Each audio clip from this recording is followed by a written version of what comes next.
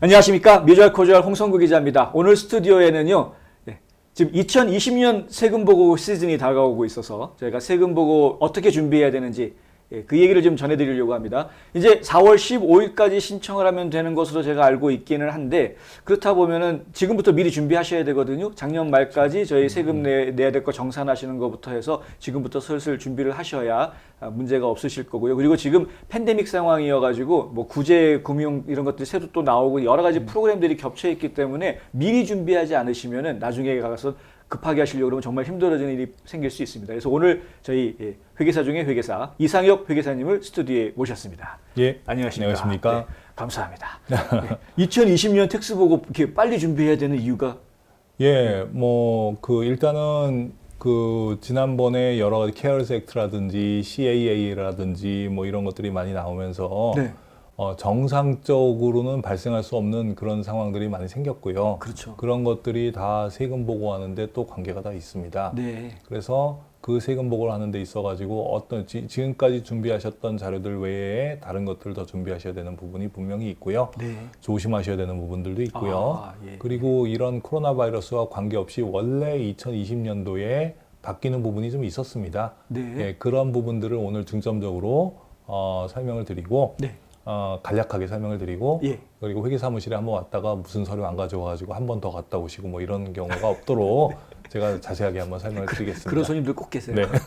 자, 귀 쫑긋 세우시고요. 어떤 거 준비해 가야 되는지 지금 챙기시기 바랍니다. 빨리 진행하겠습니다. 예, 네. 우선은 해고수당입니다. 네. 해고수당 작년에 신청하신 분 너무 많죠? 그렇죠. 예, 그 해고수당 신청하신 거 다 세금 보고하는 수입입니다. 예, 수입이니까 해고수당 받으셨던 것들을 본인들이 뭐 금액을 셀 필요는 없고요. 네. 디파트먼트 레이버에서 분명히 세금 보고하라고 폼을 날려줍니다. 네. 예, 그 폼에 적혀 있는 금액을 메이슈어 하시고 그거 세금 보고서에 빠지면 안 됩니다. 네. 두 번째로 EIP입니다. 네. 이코노미 임팩트 페이먼트. 네. 지난번에도 말씀드렸지만 그거 2020년도에 크레딧을 미리 나눠줬었던 것이거든요. 네네. 그러니까 지난번에 그 케어스 액트에 의거해가지고 어른은 1,200불, 아이들은 500불 네. 이렇게 나왔었던 거 금액을 네. 지금에 와서 기억 못 하시는 분들이 되게 많아요. 사실은. 정말요? 예, 그 금액이 정확하게 얼마였었는지 워낙 여러 개를 받다 보니 그렇군요. 그 금액이 꼭 필요합니다. 이번 네. 2020년도에 세금 보고하면서 원래 받아야 되는 돈이 있는데 네. 미리 받았으면은 또 받으면 안 되잖아요. 그렇죠? 그 금액이 또 적게 받았으면 더 받아야 되고요. 네. 그런데 막판에 CAA가 통과하면서 EIP2가 나왔잖아요. 네. 그것도 2020년 겁니다. 그러니까 EIP2가 지금 뭐 벌써 막 많은 사람, 굉장히 많은 사람들이 이미 받았어요. 저희도 나왔어요. 그랬어요? 600불씩 해가지고. 좋으시겠습니다. 네. 근데 뭐 세금 공제 없어지는 거면 별로 안 좋은 거 아닌가요? 네. 그 EIP는 텍서블 인컴이 아닙니다. 아닙니다. 그거는 아닙니까? 그건 아닙니다. 할렐루야입니다. 예. 예, 그런데 이제 EIP2를 급하게 지금 받아 있는 상황이고 그 EIP2도 인컴 텍스 서류에서 보고를 해야 되는데 네. IRS에서 인컴 텍스 폼 이미 다 발행했거든요. 네. 그런데 그것 때문에 지금 폼을 다 바꿔야 되고요. 아이고. 소프트웨어들도 다 바꿔야 되기 때문에 네. 이 시작하는 시점이 아무래도 좀 늦어지지 않을까 싶습니다. 네. 예. 그런데 그 금액 꼭 필요하니까 네. EIP1과 EIP2 각각 구분할 필요는 없고요. 네. 합쳐서 금액이 얼마인지 그거 은행 스테이트먼트 보시는 게 제일 좋습니다. IRS에서 파일에서 보내줬었던 폼 1444에 뭐 볼 수도 있지만 그 서류 갖고 있는 분 거의 없거든요. 지금 다 어딘지 기억 안 나죠. 버리신 것 같습니다. 네. 그러니까 은행 스테이트먼트 뒤져서 받으신 금액이 얼마인지 확인해서 보내주시면 좋겠습니다. 예, IRS의 웹사이트가 생길 수도 있어요. 회계사만 들어가는 웹사이트가 생겨 프라이버시 때문에 들어가서 소셜 넘버 치면은 금액 받은 게 얼마다라고 나오는 게 있긴 있는데 그거 의존하지 마시고 그래도 보고해 주세요. IRS 데이터 틀린 경우 상당히 많습니다. 알겠습니다. 예. 그리고 1099. 1099을 이슈하는 게 1월 31일인 거는 다들 알고 계실 거예요. 1월 31일까지 이슈하지 않으면 페널티 나옵니다. 근데 올해는 더군다나 1099 미셀레니스라고 하는 폼이 아니라 이 1099 NEC라고 하는 폼이 따로 생겼어요. Non-Employee Compensation. 그러니까 셀프 컨트랙터한테 준 1099은 네. 1099 NEC라고 하는 폼에다가 해야 되고요. 뭐 여러분들은 사실 고민할 필요 없습니다. 그냥 NEC로 바뀐 겁니다. 네. 회계사만 복잡하면 됩니다. 여러분들은 복잡하실 거 없습니다. 죄송해서 어떡하나.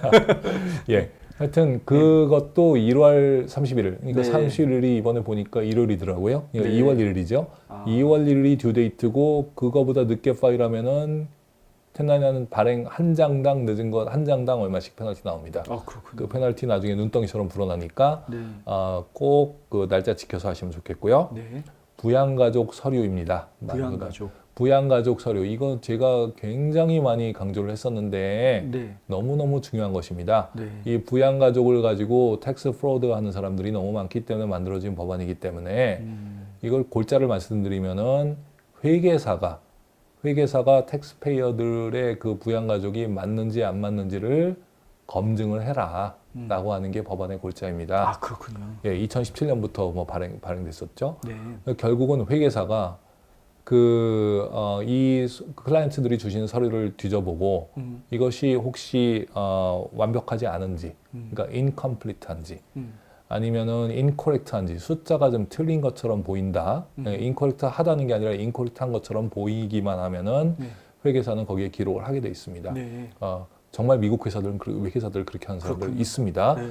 클라이언트가 주신 서류를 보고서는 이거 숫자가 아무래도 좀 이상한 것 같은데 하면은 그냥 인컴텍스 해주면서 그 폼에다가 이거 인코렉트한 것처럼 보인다라고 표시를 합니다. 정말로. 와.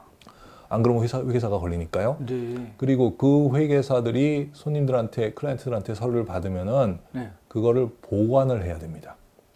만약에 인코렉트한 것처럼 보이면은 클라이언트한테 물어봐야 됩니다. 네. 질문을 던져서 이거 내가 보기에 인코렉트한 것 같은데 네. 또는 여기 클레임하신 부양가족이 그 손님하고 6개월 동안 같이 살았었던 것처럼 보이지 않는데요. 네. 또는 숫자가 너무 작은데요. 네. 이런 것들에 대해 가지고 회계사가 질문을 던져서 그 답변을 기록을 해야 되고요. 네. 그 클라이언트가 주신 서류를 회계사가 보관을 해야 됩니다. 네. 그리고 IRS 감사는 그 클라이언트한테 나가는 게 아니고요. 네. 회계 사무실로 옵니다.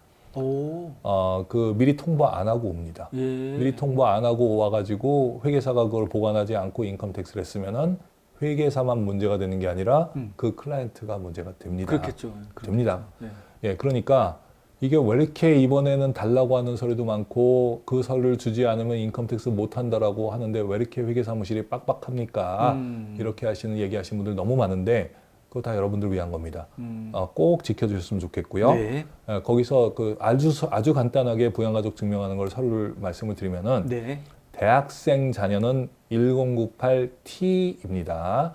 그거 안 갖고 오시는 분들이 절반이 넘어요. 어디서 주는 네, 건가요? 학교에서 네. 웹사이트에서 다운받을 수 있습니다. 아. 그 대학생 자녀 본인이 네. 학교의 웹사이트 들어가서 5분 안에 다운받을 수 있으니까 그렇군요. 예, 그거 꼭 갖고 오시기 바라고요. 네. 그리고 대학생 자녀가 아닌 네. 경우에 내 부양가족인 거를 증명하려면 6개월 이상 나고 살았다는 걸 증명을 해야 되거든요. 네. 그거에 대해서 구체적으로 무슨 서류는 인정을 해준다라고 IRS가 발표한 리스트는 없습니다. 그 가이드라인은 몇 개 있죠. 네. 그 가이드라인을 종합해 보면은 무슨 얘기냐면은 네. 누군가 네. 제3자가 발행한 서류인데 나도 아니고 우리 애도 아니고 누군가 제3자가 발행한 서류인데 네. 거기에 우리 애 이름과 내 주소가 나와 있으면 됩니다. 예를 들어서 네. 뱅크 스테이트먼트 됩니다. 아드님이 애들 통장이 없는 경우. 뭐 있는 경우도 있죠. 네. 아이 통장이 있는 예. 경우. 그리고 그 아이가 어디서 아르바이트 해가지고 W2 받았으면 됩니다. 거기에 서류 W2에 뭐 주소 나와 있으니까요. 애들이야. 예. 네. 그리고 심지어는 교회 목사님께서 신자 증명서에 그 아이 이름을 써가지고 편지 하나 써줘도 됩니다. 그거 얘기가 되네요. 예, 그렇죠. 네. 그리고 오바마 케어 가입하신 분들 네. 그 1095, 좀 이따 말씀드리겠지만 1095A에 보면은 자녀분들 이름 다 나와 있거든요. 네네. 그거 간접적이지만 가능합니다. 간접적으로만 됩니다. 아. 그리고 병원에 가가지고 메디컬 레코드 띄워와도 됩니다. 네네. 예, 제가 병원 에서 닥터 친구가 있는데 그런 거 띄워온 사람들 좀 띄러오는 사람이 있어 물어보니까 없었다고 그러더라고요. 예, 그것도 됩니다. 네. 그리고 마지막으로 제일 중요한 거 네. 학교에서 성적표나 재학 증명서 띄워오면 됩니다. 완벽합니다. 네. 예, 그리고 그런 서류들이 없으면은 안 되는 것이고요. 그 중에 하나만 있으면 되는 거죠? 예, 그 중에 아무거나 하나만 있으면 됩니다. 예. 자녀 한 명당 하나만 있으면 됩니다. 학비 때문에 원하는 대학을 포기하신다고요? 장학금이나 학자금 재정 보조를 자녀에게 모두 맡기셨다고요? 아니요, 그러시면 안 되죠. 명쾌하고 유익한 정보를 드리는 리차드 명 AGM 대표가 속 시원하게 도와드립니다. AGM은 미국 2,900여 개 대학의 재정 보조 관련 데이터베이스를 기초한 실시간 분석 시스템과 자체 개발한 고객 관리 시스템을 활용하여 대학 학자금 부담을 덜어드립니다. 지금 전화하셔서 상담 받으세요. 877-212-0011 877-212-0011 또 많이 잊어먹고 네. 오시는 거가 뭐냐면은 드라이버 라이선스. 이거는 연방정부의 룰이 아니라 네. 미국의 50개 주가 모두 다 그 본인인 것을 증명할 수 있는 방법으로 네. 그 드라이버 라이선스를 회계사가 받아가지고 네. 기록을 하지 않으면은 이 파일을 아예 못하게 만들어 버렸습니다. 예. 운전면허 없으신 분들은 어떻게 해요? 그게 어렵습니다. 운전면허가 없으면은 스테이트에서 이슈한 뭔가 그 서티피케이트가 있어야 되고요. 네. 아니면은 적정한 서류를 가져오지 않았다라고 표시를 해야지만 이 파일이 됩니다. 아이고. 예, 그래서 여권은 안 돼요. 여권 안 됩니다. 스테이트가 발행한 게 아니니까요. 진짜요? 예, 그래서 그럴 경우에는 뭐 흔한 케이스는 아니지만 여권을 카피 같은 거 해가지고 본인이라는 걸 증명한 거를 첨부를 해가지고 페이퍼로 파일을 해야 되는 경우가 많이 있습니다. 아이고. 예, 그리고 드라이버 라이선스에서 네.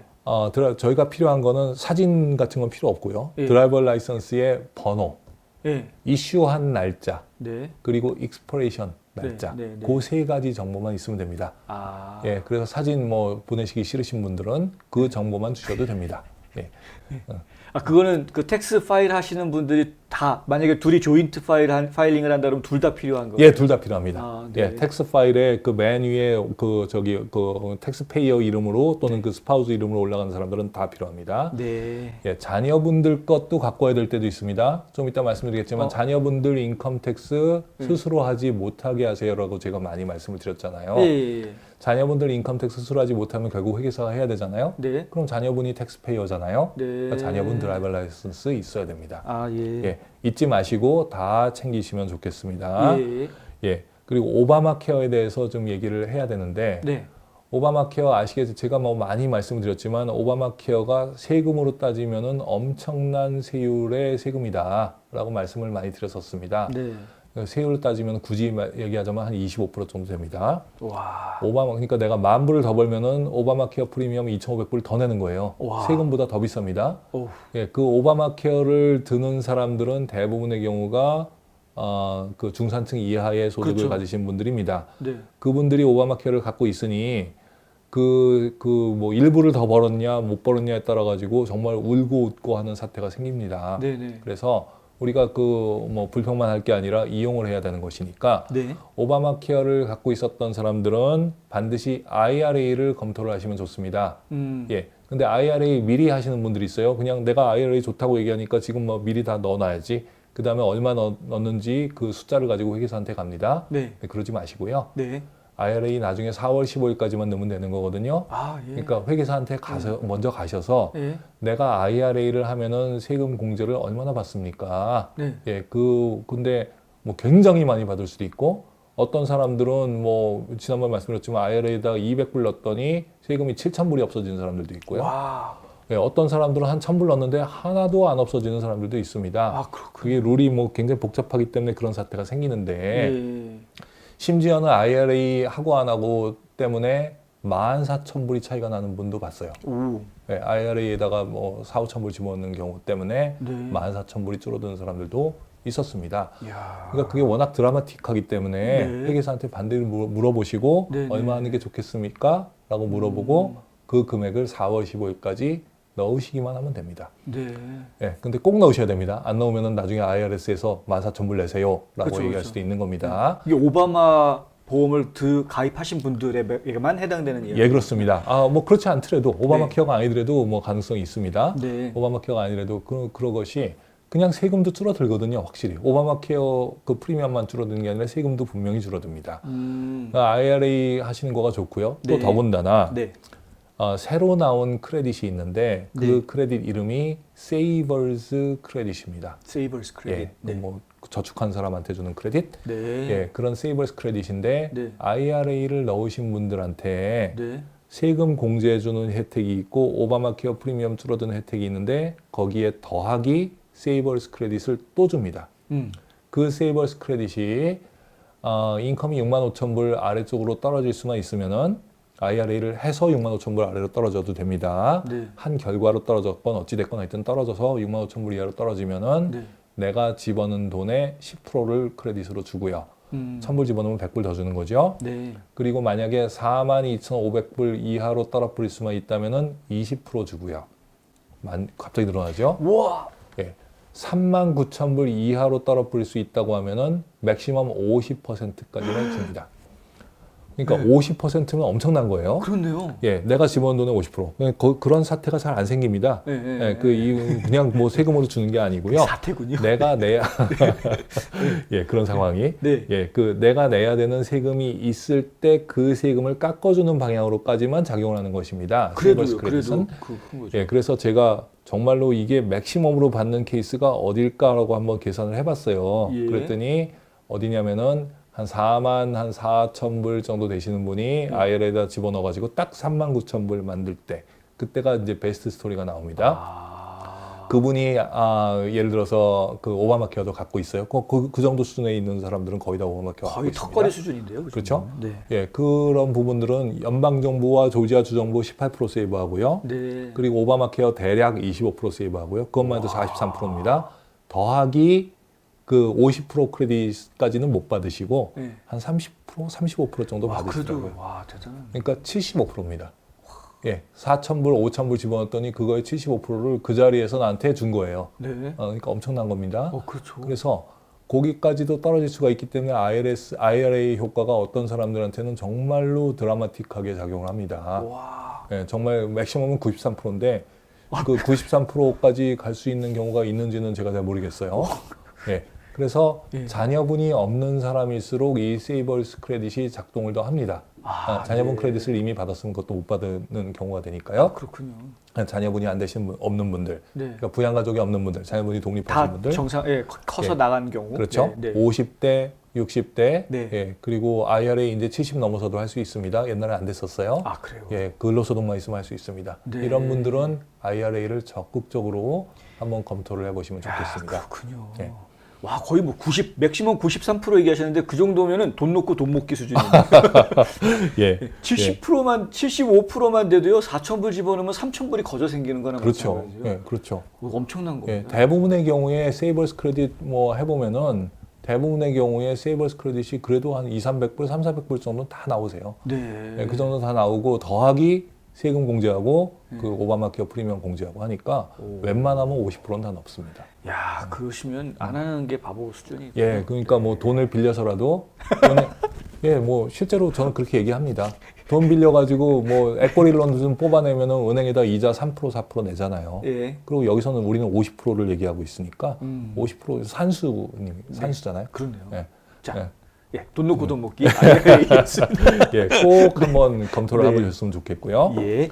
그리고 제가 Qualified Retirement Plan을 너무너무 많이 얘기를 했었는데 그러셨죠. 굉장히 좋아진 게 있습니다. 네. Qualified Retirement Plan 중에서 Profit Sharing과 Defined Benefit Plan이 있습니다. 네. 여기다가 돈 많이 넣을 수 있죠. 네. 금액 많이 넣을 수 있습니다. 예. 그런데 그거를 셋업하는 게 12월 31일 이전에 했었어야 되는데 네. 룰이 바뀌었어요. 오. 바뀌어서 지금 해도 됩니다. 오, 그러시군요. 무슨 얘기냐면은 네. 지난 2020년도에 인컴이 너무 많아가지고 네. 회계사한테 갔더니 세금을 뭐 깜짝 놀랄 만큼 내야 되는 상황이 그런 상황이다라고. 분들 있을 수 있어요. 예. 네. 그러면 지금 셋업하면 됩니다. 네. 지금 DB 플랜이나 아니면 프로핏 쉐어링 플랜 셋업해가지고 거기다가 돈을 뭐 많이 집어넣으시면은 그 세금을 한꺼번에 많이 없앨 수 있습니다. 지금이라는 게 언제까지를 말씀하시는 거예요? 세금 보고하기 전까지. 4월 15일까지요? 연장하면은 9월 15일까지 오, 연장됩니다. 그렇군요. 그래서 그 세금을 보고하는 걸 연장하게 되면은 그 플랜을 셋업해가지고 그거 할 수 있으니까 9월 15일까지 찬스가 있는 거예요.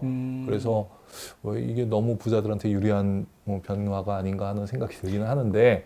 근데 예. 뭐 갑자기 이제 팬데믹 상황에서 갑자기 돈을 버는 분들이 이렇게 많이 있지는 않을 것 같아요. 예, 그렇죠. 네. 예, 그런데 뭐 이거는 이 법안은 뭐 2020년 이후에도 앞으로도 계속 뭐 되는 것이니까 네. 한번 바뀐 것이니까 앞으로 네. 계속 가겠죠. 그래서 뭐 염두에 두시고 항상 깨어 있으시면 될 것 같습니다. 알겠습니다. 그리고 그 외에 이미 리타이어 하신 분들한테 잠깐 제가 팁을 드리면은 이거 사실 되게 중요한 내용인데 잘 못 하시는 거거든요. 네.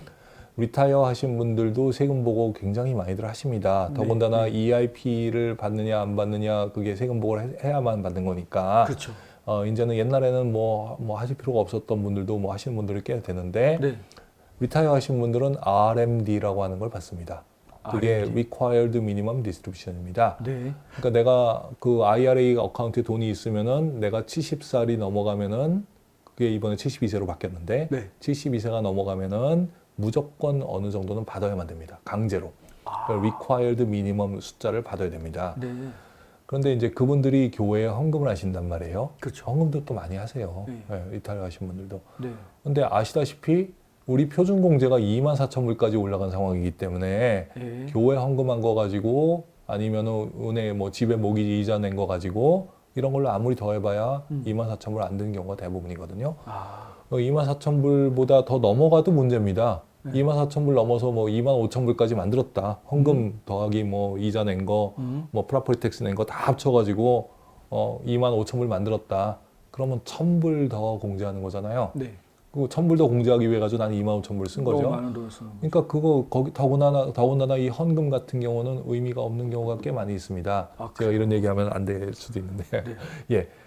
그런데 예. 이 RMD를 받으시는 분들은요. 예. RMD를 받은 다음에 헌금을 하면 공제 못할 찬스가 대부분인데 네. RMD를 나한테 주는 기관에 어메리트레이드 같은 기관에서 나한테 주잖아요. 네. 그 기관에 얘기해가지고 나한테 주지 말고 우리 교회에다 직접 주세요.